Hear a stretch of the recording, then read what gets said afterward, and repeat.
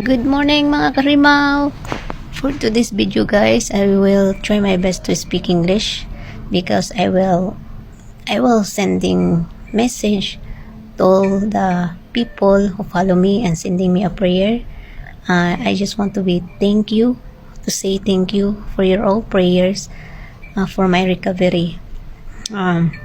Especially sa mga Pilipino and also my foreign followers. Thank you so much for the prayers. Now, I'm just be thankful to the people who care on me, especially my employer who never give up on me. Then, who helping me here. They feel me a family. I'm just be thankful that I have the best employer, and also to the people who servicing me here in the hospital, that this hospital is the best, always care on you. So if you have a problem, don't afraid to admit, because the staff of the hospital is so good to serve you. The food is good, the accommodation is good, everything. If you feel pain in your body, don't scared to tell your employer, because it help us. For the people asking me why I have this sickness is not long time ago. It is automatically attacking me and almost few days because of lot of overthinking, stressing of mind. That is the problem. Why your brain is damaged because of stress, anxiety, depressed, and also overthinking a lot of problem. So to all the Filipino workers, also Filipino workers or the other people there who keep listening on me, iwasan nyo, leave the stress that you have. Enjoy your day, enjoy your life, because the more you deeply sadness, the more your brain damage, and it cause your body not sleeping right, and not it can help to your brain. So that is it. The advice to you is sleep well, practice yourself to sleep, don't overthink, so that it can trigger your brain. Having this brain tumor, it's only a mild. The doctor said that it can cure, because they say my brain not much affected. It's little thing.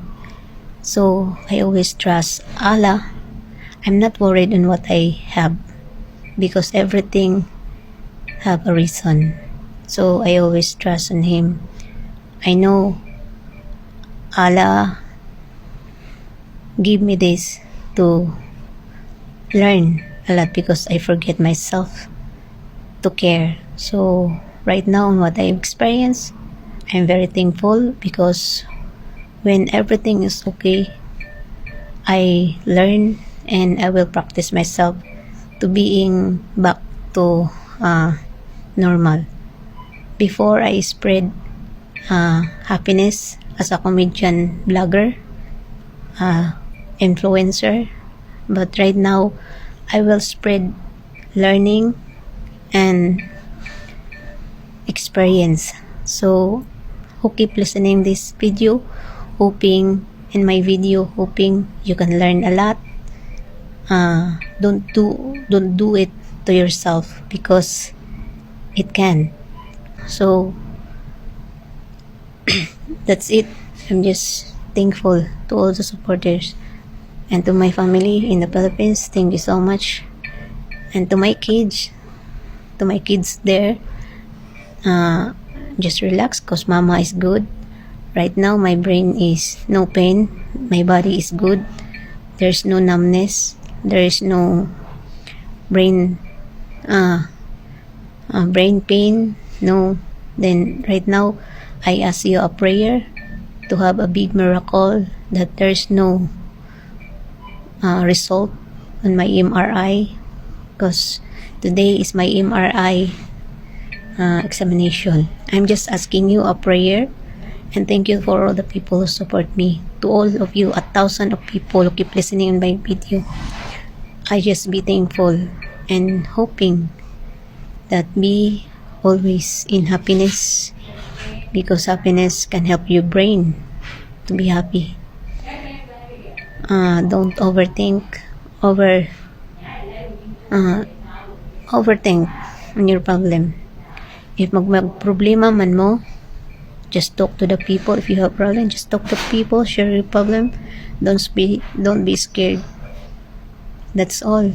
And thank you so much for loving me and support me until end. And me, I'll never stop spreading as a social media influencer. I never stop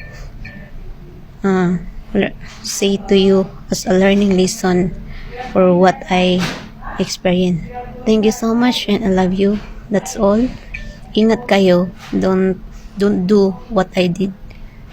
I don't want to feel you like this. For now, I share my experience and learning, and hoping you learn too. Thank you so much all, and God bless.